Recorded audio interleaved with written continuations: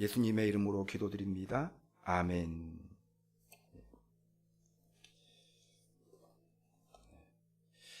오늘 우리는 2020년 마지막 주일 예배를 하나님 앞에 드리고 있습니다. 하여튼 우리가 여러 일들이 있었지만 오늘 이 자리에 오신 여러분들을 다시 한번 환영하고 축복합니다. 축복한다라는 것은 복을 빈다라는 의미를 가지고 있습니다. 축복합니다. 하나님께서 여러분들에게 복 주시기를 축복합니다. 하나님은 만복의 근원 되시는 분이고 복을 줄 만한 능력을 가지고 계시고 또 복 주시기를 원하시는 분입니다. 이 자리에 계신 여러분들 하나님께서 축복하시기를 소망하고 축복 주시기를 소망하고, 또한 한 해 동안 수고가 참 많으셨습니다. 개인적인 여러 일들 감당하시느라 수고하셨고, 또 가정에서 맡겨진 바 소임을 감당하느라 수고하셨고, 또 교회에서 여러 자리에서 교회를 세우는 일에 또 헌신하여 주셔서 감사를 드립니다.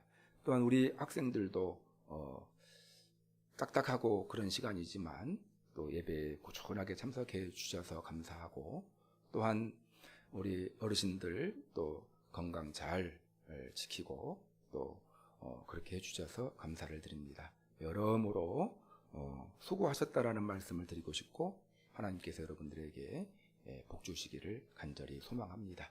우리 같이 옆에 있는 분들 한번 보시면서 수고하셨습니다. 시작. 수고하셨습니다. 수고하셨습니다. 축복합니다. 한번 더 하겠습니다. 축복합니다. 축복합니다.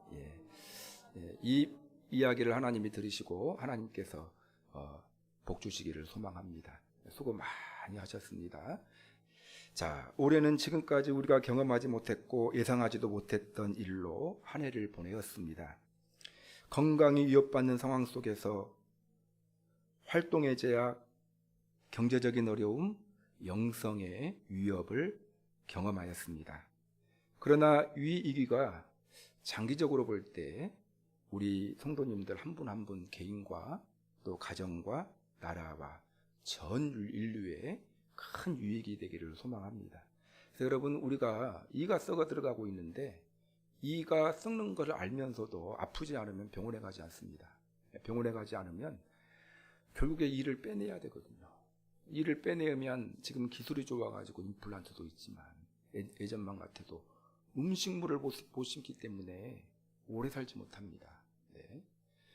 마찬가지로 우리가 세계적으로 무슨 문제를 안고 있는가는 대충 알고 있거든요.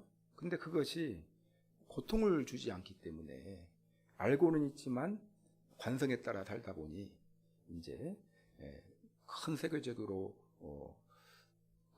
더 큰 위기를 맞게 되었는데, 그 맞기에 앞서서 하나님께서 코로나19라는 감염병을 통해서 경각심을 심어주고 고칠 것을 고치는 기회로 삼게 하시는 그런 은혜가 있는 그런 메시지를 담고 있다고 생각을 합니다. 그래서 잘 깨닫고 개인 또 가정 또 이런 차원에서 바로잡을 것을 바로잡는 결단들이 우리 성도님들 가운데 있기를 바랍니다. 그렇게 됐을 때 이 위기가 장기적으로 볼 때 큰 유익이 될 줄로 믿습니다.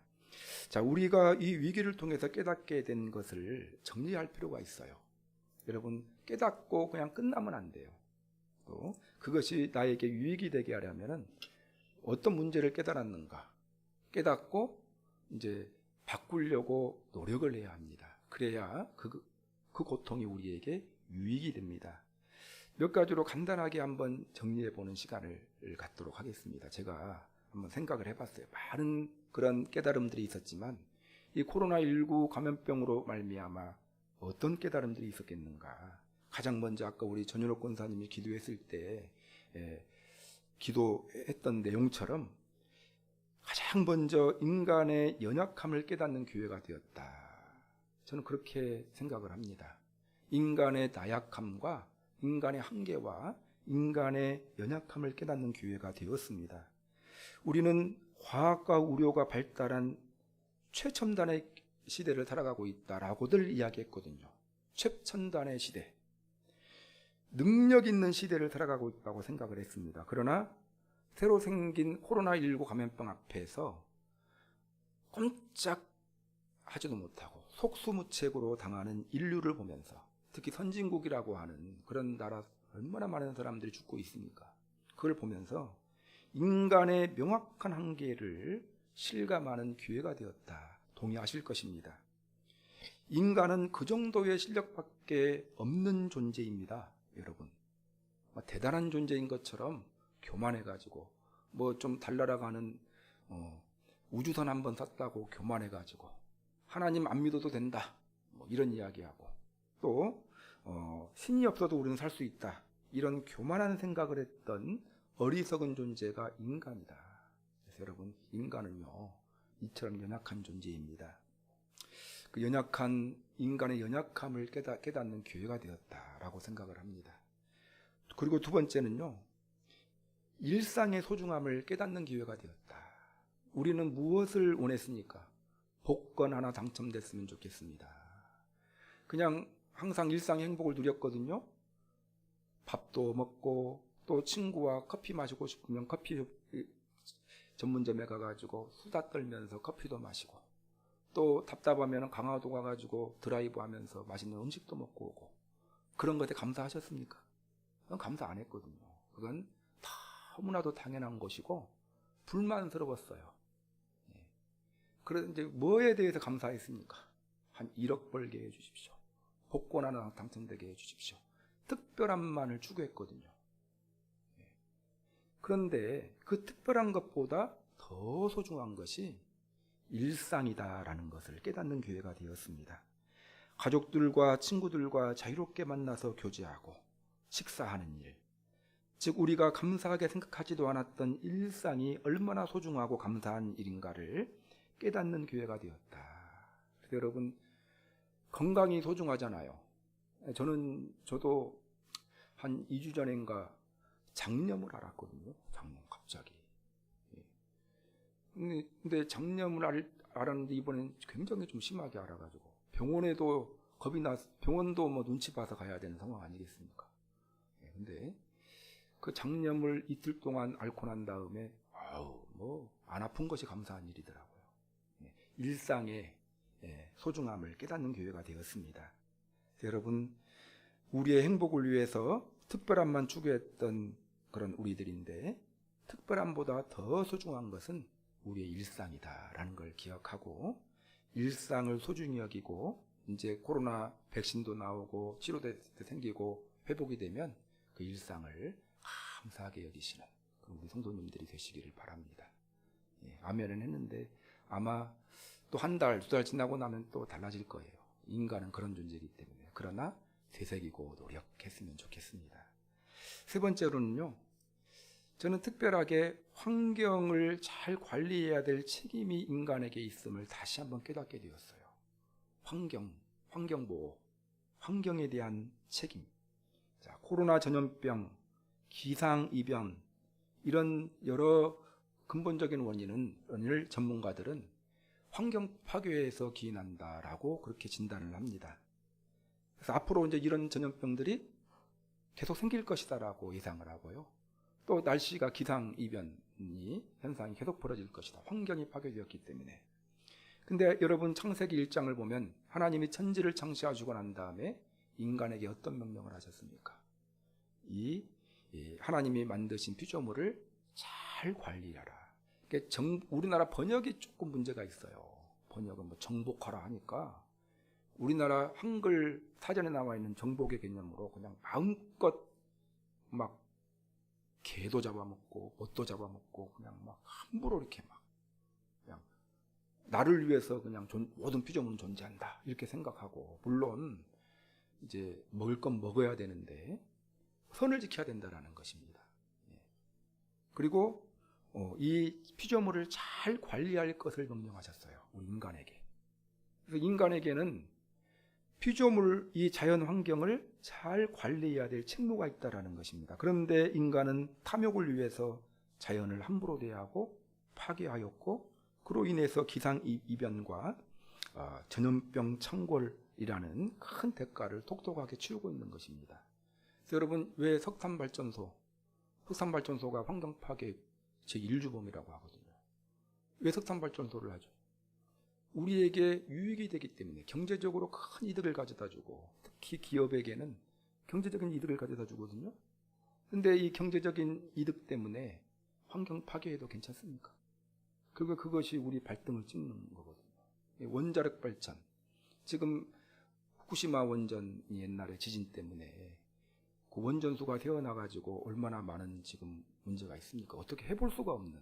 근데 우리나라도 그런 일들이 있거든요. 근데 원전이 훨씬 더 효율적이라고 합니다. 우리 경제적인 득을 가져다 주고. 그렇기 때문에 이제 이 대기업들을 중심으로 한 이런 세력들은 원전 없애면 안 된다. 그러거든요. 근데 여러분, 이 원전이나 석탄 발전소는 없어져야 돼요. 경제적인 것만 생각하면 안 되고 큰 견제에서 생각을 놓고 보면은 환경 파괴의 주범이거든요. 이런 부분들에 있어서 조금 주장을 하면 뭐라고 공격을 받아요. 저 사람은 뭔 막 다른 논리로 잘 우리 그리스도인들이 파악을 해야 돼요. 환경 조금 경제적인 효율이 떨어진다 하더라도 환경을 지키는 일이 우리 전 지구의 모든 인간들이 행복하게 사는 비결이거든요. 근데 우리 그리스도인들, 믿지 않은 사람들은 이 명령을 모르기 때문에 그런다 쳐요. 믿음을 가진 우리 그리스도인들은 하나님께서 창조하고 난 다음에 주신 이 명령이 이 세상 천지 만물 피조물들을 잘 관리하라는 책무가 우리 인간들에게 부여졌다는 것을 알고 있잖아요. 그래서 이 부분에 있어서는 특별한 관심을 기울여야 됩니다. 그래서 이제 이 어떤 교회에서는요, 비닐 사용하지 않기 운동 이런 것들을 한다고 합니다. 예. 플라스틱 사용하지 않기 운동 이런 것들. 그래서 여러분, 이런 것들은 우리 교회가 힘써야 돼요. 주님께서 우리에게 주신 명령이기 때문에 환경 유해 물질 사용하지 않기, 또 친환경 대체 에너지 개발, 뭐 태양열이라든지요, 이런 것들은 자꾸 개발돼야 되는 거거든요. 환경적으로. 경제 논리만 따지는 것이 아니고 이것에 지지와 굉장한 협력을 해야 될 사람들은요, 그리스도인들이 협력을 해야 되거든요. 순간적으로 우리에게 순간적으로 주는 경제적인 이득은 없다 하더라도 긴 안목에서 놓고 보면 그렇다라는 거예요. 그래서 서구 선진국은 대부분 기독교 국가죠. 이 기독교 국가들이 이런 운동을 하고 있어요. 이제다. 물론 그들이 원죄가 있어요. 산업혁명하고 석탄 뭐 이런 것들 개발하면서 환경 파괴를 일으켰던 아주 장본인들이 그 사람들이지만 이제 뒤늦게 깨닫고 그런 운동들을 합니다. 그래서 이런 부분들에 대한 우리 교회적인 차원의 그런 노력이 필요하다라는 것을 저는 깨달았습니다.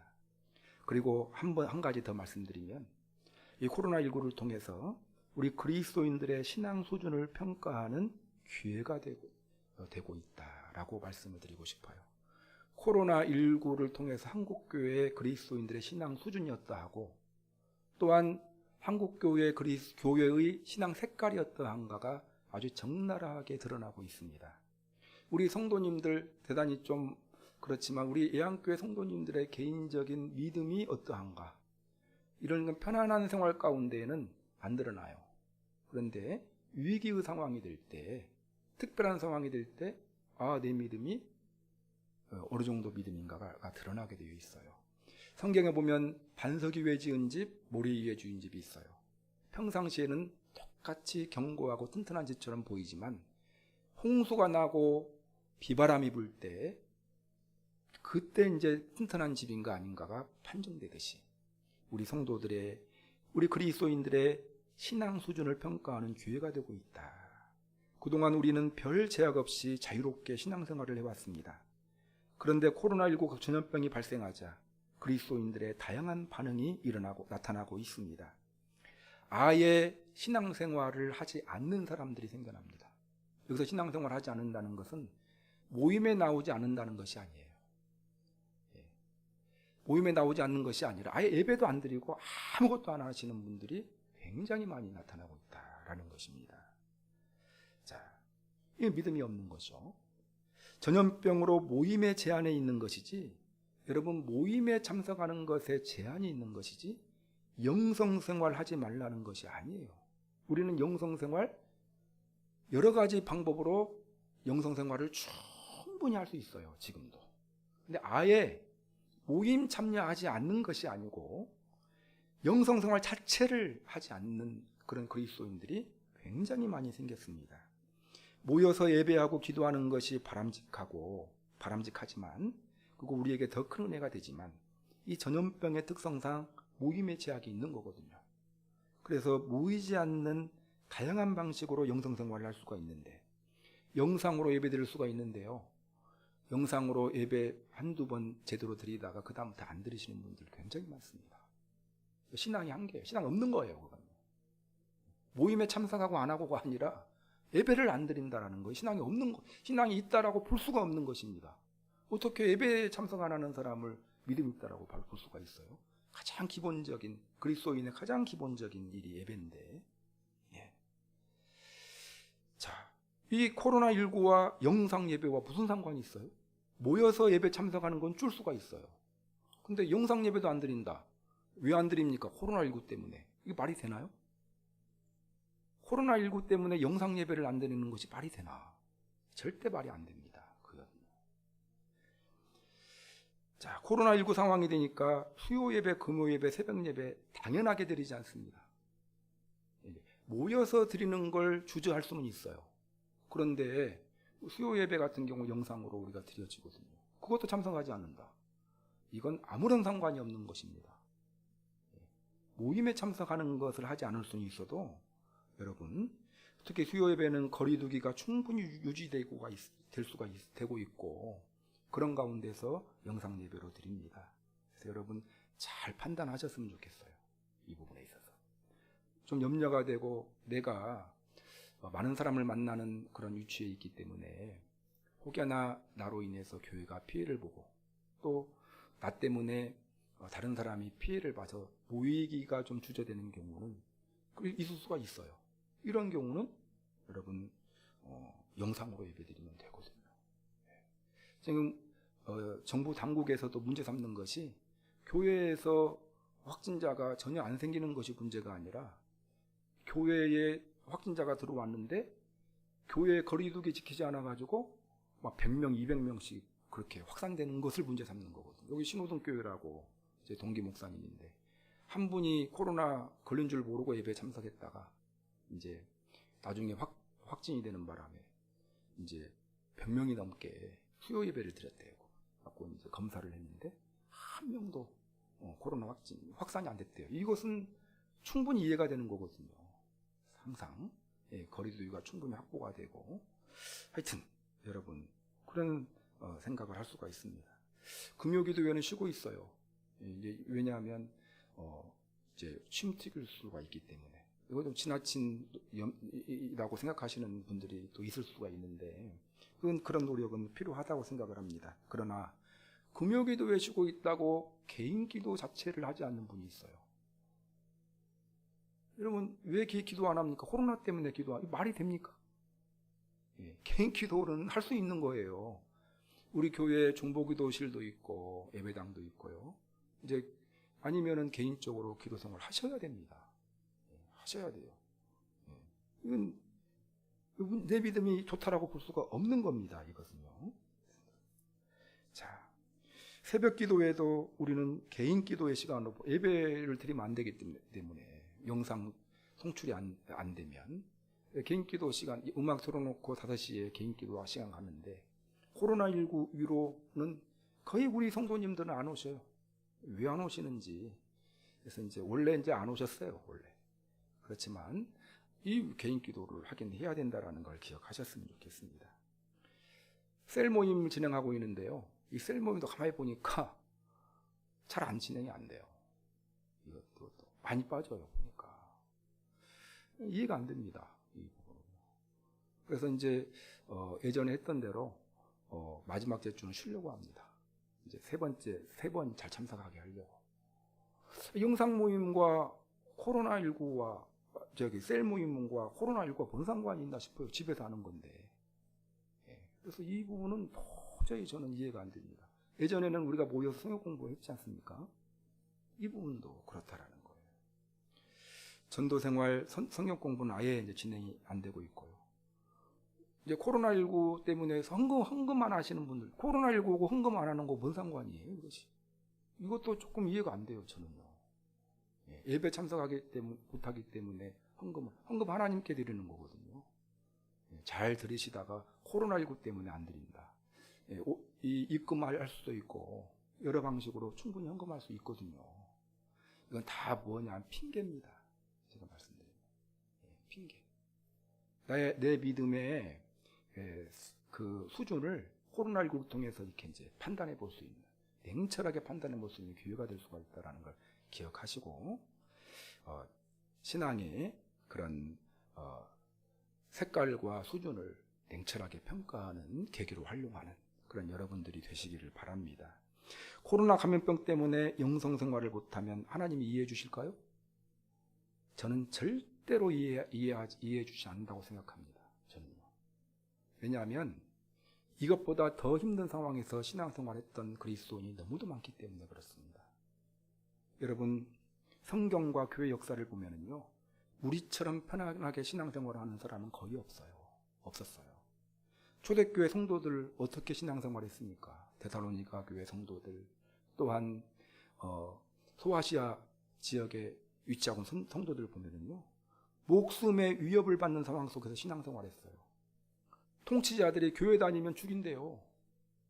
더군다나 로마의 네로와 도미시안 황제 시절에서는 정부가 협조해가지고 신앙생활 믿음 지켰는 줄 아십니까? 법은 예배를 드리면 안 되는 걸 법이었어요. 예배 드리다가 걸리면 사자밥이 되고요. 아주 심한 고문받다가 죽는 경우들이 굉장히 많습니다. 그래서 예배 드리다가 잡히면 감옥에 가고 그러한 일들, 그런 환경 속에서 그런 환경을 이겨내면서 신앙생활했다라는 거예요. 그래서 그런 환경을 없애달라고 기도하지 않고 그런 환경 속에서도 신앙 포기하지 말라고 권면했어요. 믿음 포기하지 말라. 너희들에겐 천국이 예비가 되어져 있다. 성령의 능력을 힘입어서 그 환경을 이겨나가라. 여러분, 코로나 상황 때문에 예배드리지 않고 기도 생활하지 않고 그런다고 하나님이 이해해 주신다는 것이 아니에요. 이런 상황에도 불구하고 더 큰 신앙을 갖고 이겨나가라. 이것이 하나님의 관점이고 하나님의 뜻이다라는 것입니다. 지금도 마찬가지입니다. 제가 몇 번 말씀드렸지만 여러분, 북한의 성도님들 신앙생활 어떻게 하시는 줄 아십니까? 거기 잡히면 그냥 아주 큰 문제가 생깁니다. 중국의 성도들, 그리고 또 이슬람권의 수많은 성도들, 제 예전에天물교회 아프가니스탄에서 잡혔을 때 그때 총살당했던 목사님이 제 동기예요. 신학 학교 다닐 때 배영규 목사라고. 목사하니까 그냥 바로 총으로 쏴서 죽이잖아요. 이 정도로 기독교를 혐오하는 국가입니다. 그런 국가에서 신앙생활하는 그리스도인들이 있어요, 여러분. 이것이, 그럼에도 불구하고 그들은 예배드리는 일을 쉬지 않고 있고, 그런 환경 속에서도 개인 기도하는 일, 성경 공부하는 일, 숨어서 그렇게 성경 공부하고 전도하는 일까지, 전도도 열심히 하거든요. 그런 환경 속에서 열심히 능력 있게 신앙생활을 하고 있다는 것입니다. 코로나19가 핑계거리가 될 수 있습니까? 없습니까? 없어요. 모임은 자제해 줘야 돼요. 그러나 다른 방법으로 모이지 못하는 부분들을 커버하면서 우리는 영성 유지에 힘써야 된다는 것입니다. 또 어떤 그리스도인들은요, 방역을 위한 거리두기를 강화하고 모이는 것을 규제하니까 한국교회를 정부가 핍박한다라고 그렇게 말하는 철없는 그리스도인이 있어요. 그리고 목사님들도 많아요. 그걸 보면서. 아니, 저는 이해가 되지 않고 동의가 절대 안 됩니다. 이 부분에 있어서. 한국 정부가 교회를 핍박하고 있다고 생각을 하십니까? 여러분. 지금 당구장, 헬스장은 3주 동안 지금 문 닫고 있어요. 영업 안 하고 있습니다. 저는 제가 굉장히 심각해, 괜히 그냥 항상 같이 지금 입주해 있기 때문에 이거 한두 주 더 가면 망할 것 같은 생각이 들어요. 심적으로. 그러면 교회가 당구장을 핍박하고 정부가 헬스장을 핍박을 합니까? 그런 상황이 아니잖아요, 지금. 설령 여러분 정부가 교회를 핍박한다고 해도 영성 관리 안 되는 거 정부 탓이 아니에요. 아까 말씀드렸지 않습니까? 여기 교회 역사적으로만 모르거나 핍박했던 정부와 그런 당국들이 많지, 그렇게 인정해주고 편안하게 신앙생활하는 정부 영성 유지를 정부 탓으로 하면 안 됩니다. 어떤 상황 가운데서도 영성 유지는 교회 힘으로, 자기 힘으로 영성 유지를 해나가고 이겨나가야 되는 것이 성경적인 관점이다라는 것을 꼭 기억하셨으면 좋겠습니다. 그래서 여러분, 교회 역사적으로 정부의 지원을 받고 신앙생활했던 성도들보다 규제 속에서 신앙생활했던 성도들이 훨씬 더 많다는 것을 기억했으면 좋겠습니다. 성교의 확산은 정부의 지원 속에서 이루어진 것이 아니라 성령 하나님의 능력을 힘입어서 어둠의 권세를 뚫고 이겨나가면서 믿음 생활하고 성교 확장시켜 나간다는 것을 기억했으면 좋겠습니다. 열악한 환경이지만 코로나19를 통해 드러난 나의 신앙의 수준을 냉철하게 평가하고 개인적으로 하나님을 더 의지하는 기회로 활용하시고 성령님의 능력을 힘입는 기회로 활용하시고 견고한 믿음을 다지는 기회로 활용하는 여러분들이 되시기를 주님의 이름으로 축원합니다. 저는 이제 오늘 2020년 마지막 주일 말씀을 디모데후서로 정했어요. 디모데후서는 임종을 앞둔 사도 바울이 쓴 마지막 편지로 사도 바울의 유언과도 같은 편지입니다. 그래서 사도 바울의 종말론적인 신앙이 드러나 있는, 그래서 마지막 임종을 앞두고 있는 사도 바울의 마음가짐을 통해서 우리가 배울 수 있는 점이 있습니다. 바로 그것은 종말론적인 신앙을 가지자라는 거예요. 종말론적인 신앙을 가지자. 코로나19는 성경에 표현된 종말의 징조들입니다. 주님이 가까웠다, 주님의 재림이 가까웠다라는 것을 우리는 깨달아야 돼요. 복음서에 예수님께서 마지막 때의 징조들을 설명하고 있는데요, 기상이병과 코로나19와 같은 이런 상황들은 종말의 징조입니다. 그래서 우리가 이 시점에서 뭘 깨달아야 되냐면 주님의 재림이 가까웠다라는 거예요. 그래서 어떤 신앙을 회복해야 되냐면 종말론적인 신앙을 회복해야 됩니다. 이 종말론적인 신앙은 주님이 재림하신다는 신앙이에요. 곧 주님 만난다라는 신앙을 우리들이 회복해야 된다. 그래서 사도 바울이 가졌던 종말론적인 신앙이 무엇인지를 생각해 보는 시간을 갖도록 하겠습니다. 자, 첫 번째로 사도 바울은 항상 종말을 생각하며 살았어요. 마지막 때를 생각하며 살았습니다. 자기의 인생의 다른 말로 표현해 보면 죽음을 생각하면서 살았다, 이렇게 표현할 수가 있어요. 사도 바울은 항상 죽음을 생각하며 살았다, 종말을 생각하면서 살았다는 것입니다. 따라서 하겠습니다. 바울은 항상 종말을 생각하며 살았습니다.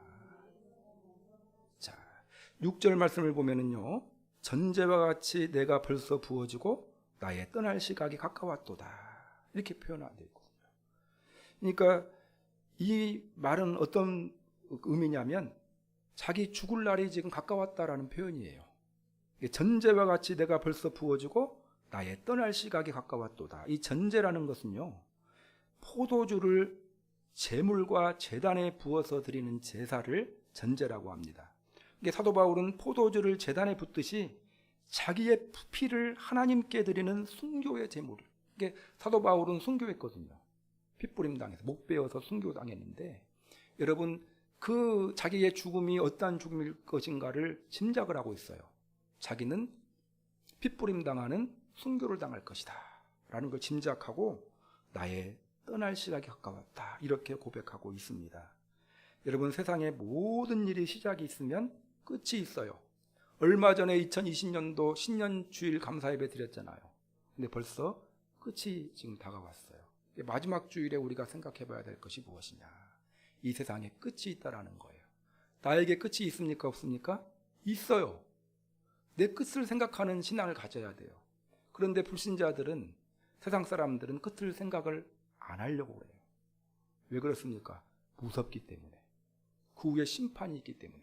한 번 죽는 것은 사람에게 정하신 것이요 그 후에는 심판이 있기 때문에 심판이 있다는 것을 뭘로 아주 이 직감으로 아는 거예요.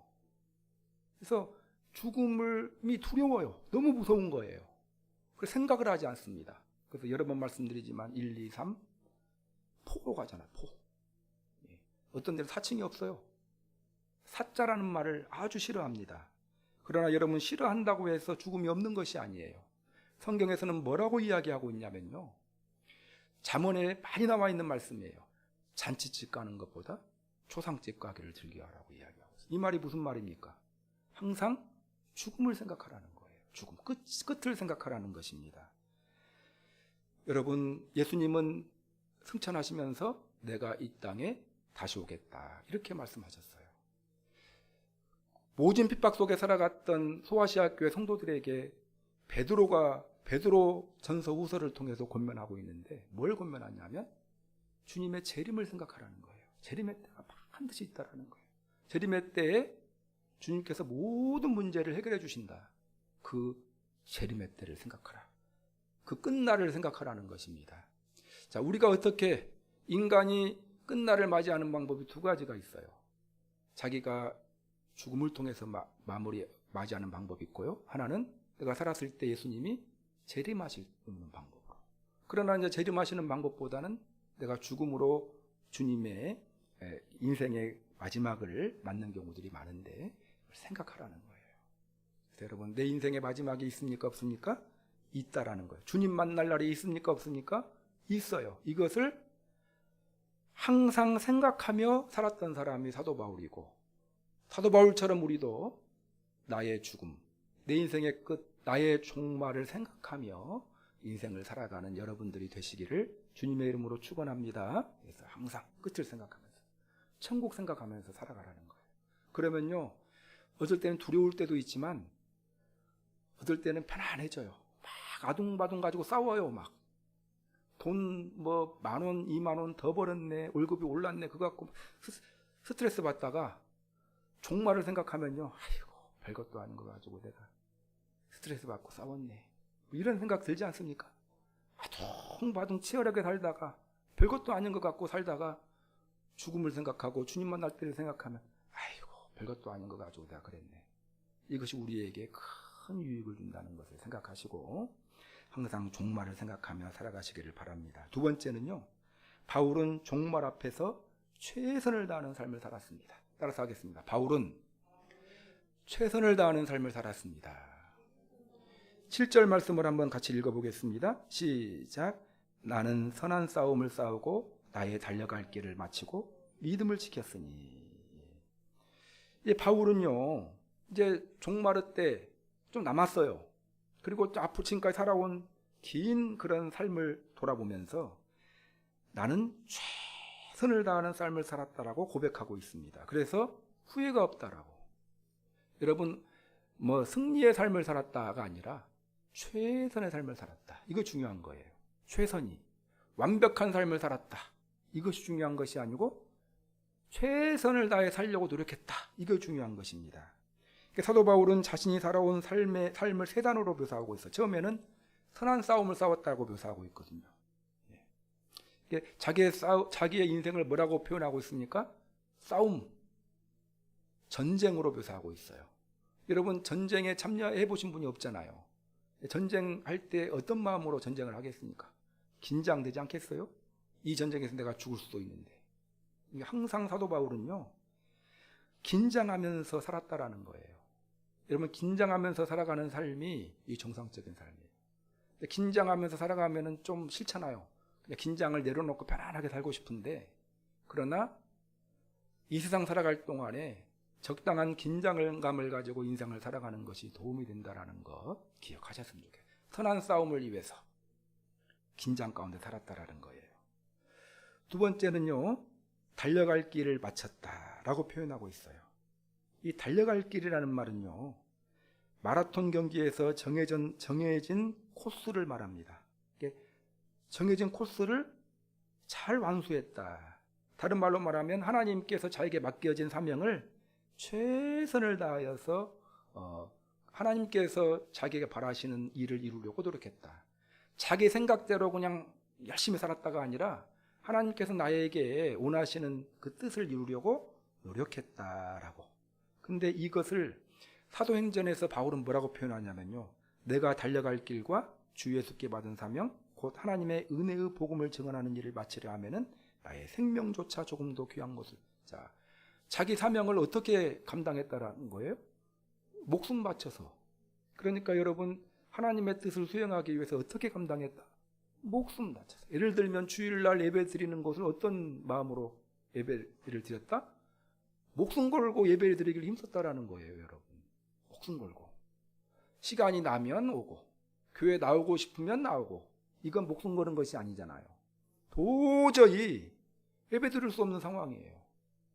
그럼에도 불구하고 그걸 하나님 앞에 그걸 넘어서, 그 환경을 넘어서 예배를 드렸다. 이 목숨 걸고거든요. 그래서 우리 성도님들의 삶이 이러한 최선을 다하는 그런 삶이 되시기를 바랍니다. 예. 그 다음에 마지막에 믿음을 지켰다라고 말하고 있거든요. 믿음을 지켰다. 이제 아까 우리가 읽은 7절 말씀을 근거로 해서 믿음을 지켰다. 믿음 지키기 위해 노력했다라는 거예요. 그래서 여러분, 이 뒤에 보면 10절에 보면은요, 대만은 이 세상을 사랑하여 나를 버리고 데살로니가로 갔고. 그러니까 믿음을 지키는 모든 사람들이 다 믿음을 지키나요? 아니에요.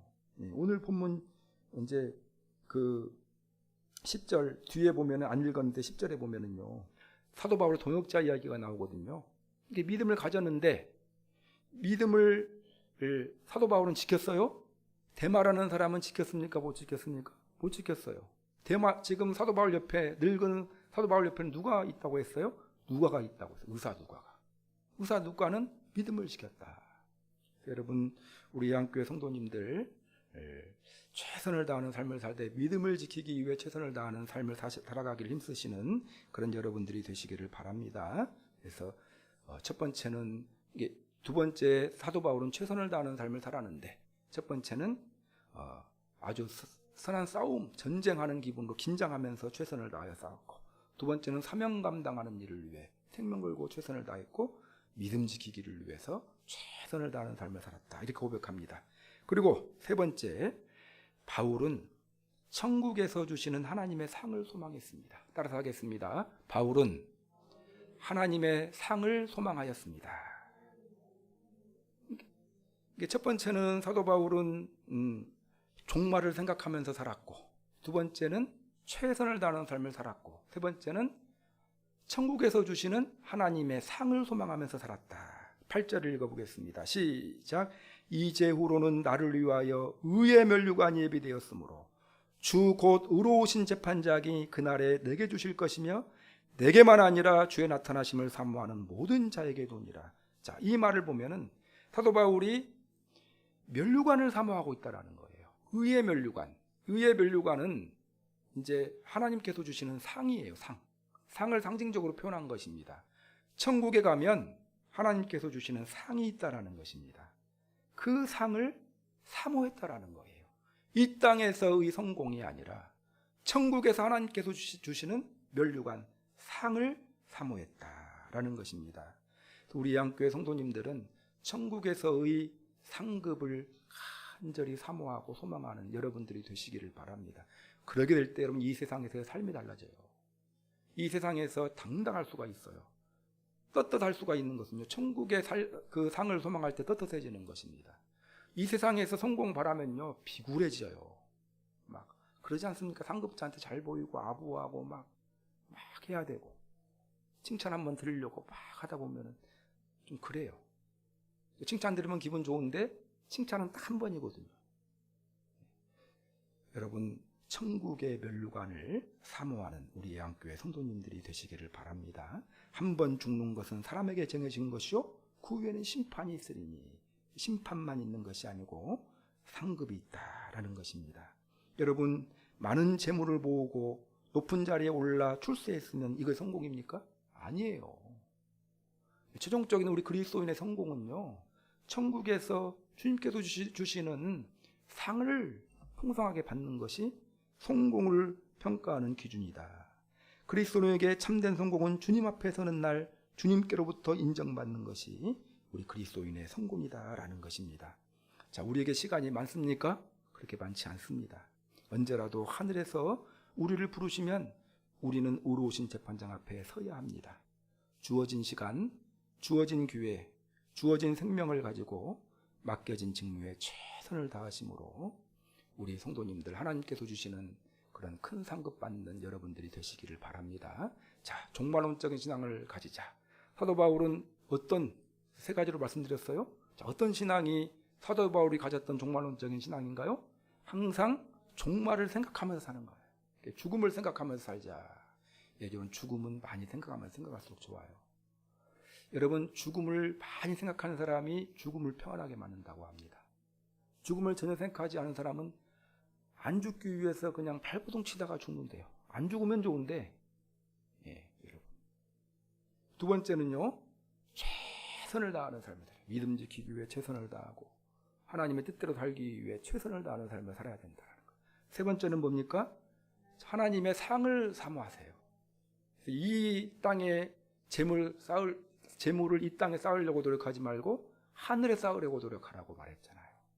자, 이러한 종말론적인 신앙을 소유하는 여러분들이 되시기 바랍니다. 마지막으로 전도서 12장 1절 2절을 읽어드림으로 오늘 말씀을 정리하겠습니다. 너는 청년의 때에 너의 창조주를 기억하라. 젊었을 때의 창조주를 기억하라는 거예요. 곧 공고한 날이 이르기 전에, 나이 들어서 공고한 날이 이르기 전에, 나는 아무 낙이 없다고 할 해들이 가깝기 전에, 해와 빛과 달과 별들이 어둡기 전에, 비 뒤에 구름이 다시 일어나기 전에 그리하라. 누구를 기억하라고요? 창조주 하나님을 기억하라. 종말을 생각하며 하나님께서 주는 상을 생각하며 최선을 다하는 종말론적인 인생을 살겠다 결단하는 그런 복된 은혜가 송년주일 예배에 참석한 여러분들, 실시간 예배로 이 시간 같이 참여하고 우리 예양교회 모든 성도님들에게 충만하게 임하셔서 바울에게 주셨던 그런 영광과 은혜가 우리 예양교회 성도님들에게 부어지기를 주님의 이름으로 축원합니다. 말씀을 생각하시면서 기도하는 시간 갖겠습니다. 자, 오늘은 간단하게 우리가 이제 코로나 거의 한 11개월 정도 우리가 보냈는데 정리해보는 시간을 가져야 될 것 같아서 제가 한 4가지로 정리를 해보는 시간. 인간의 연약함을 깨닫는 기회가 되었고, 일상의 소중함을 깨닫는 기회가 되었고, 또 환경 보존의 중요성을 깨닫는 기회가 되었고, 내 믿음의 수준을 평가하는 그런 기회가 되었다라고 한번 정리를 해보았고, 또 사도 바울의 이 말씀을 통해서 결론적으로 코로나19를 맞으면서 종말론적인 신앙을 소유하자. 그러면 사도 바울이 가졌던 종말론적인 신앙이 무엇인가 생각해보는 시간 가졌는데, 그 신앙 달라고, 그 신앙 갖는 기회로 활용하는 코로나 시대가 되게 해달라고 기도하는 시간 갖도록 하겠습니다. 찬양받기 합당하신 살아계신 하나님 아버지 감사와 찬양을 드립니다. 하나님 송년주일 우리 양교회 성도들 믿음을 가지고 사모하는 마음으로 순종하는 마음으로 이 시간 예배에 참여하였습니다. 하나님 이 자리에 오신 우리 성도님들 한 분 한 분 기억하여 주셔서 기뻐 받아 주옵소서. 인간의 연약함을 깨닫는 그런 코로나 시대가 되었고, 일상이 얼마나 은혜이고 소중한가를 깨닫는 그런 시대가 되어서 앞으로 일상을 감사하며 소중히 생각하는 그런 믿음의 사람 되게 해주시고, 하나님 아버지의 환경을 잘 보존해야 될 책무가 인간에게 있다는 사실을 기억하고 이를 위하여 작은 그런 참여와 노력이라도 힘쓰는 그런 은혜가 있을 수 있도록 인도해 주시고, 하나님 아버지 내 인간, 내 믿음의, 내 신앙의 수준을 또 판단하는 그런 기회가 되었다라는 사실 냉철하게 내 믿음의 정도를 올바로 파악하여 견고한 신앙을 소유하는 기회로 활용하되, 특별히 종말론적인 신앙을 소유하는 기회로 활용하는 그런 은혜가 있을 수 있기를 소망합니다. 사도 바울이 가졌던 종말론적인 신앙, 항상 하나님 종말을 생각하며 인생의 끝을 생각하며 죽음을 생각하며 주님의 재림을 생각하며 인생을 살아가는 믿음의 사람들이 되게 해주시고, 하나님 아버지 최선을 다하여 믿음 지키기 위해 최선을 다하며 또 하나님 사명, 하나님의 뜻을 감당하기 위해 최선을 다하는 그런 삶을 살기 위해 노력하는 믿음의 사람이 되게 해주시고, 또한 하나님 아버지 더 나아가 하나님 나라의 상을 사모하고 상급을 바라며 종말론적인 인생을 살아가는 그런 당당하게 인생을 살아가는 은혜가 있게 하여 주옵소서. 하나님 아버지 아래 계신 분들, 또한 영상으로 예배 참석한 우리 성도님들 한 사람 한 사람 만져주셔서 회복과 말씀의 능력, 성령 하나님의 능력에 온전하게 붙들림 받는 복된 시간으로 인도하여 주옵소서. 예수님의 이름으로 기도드립니다. 아멘. 찬송.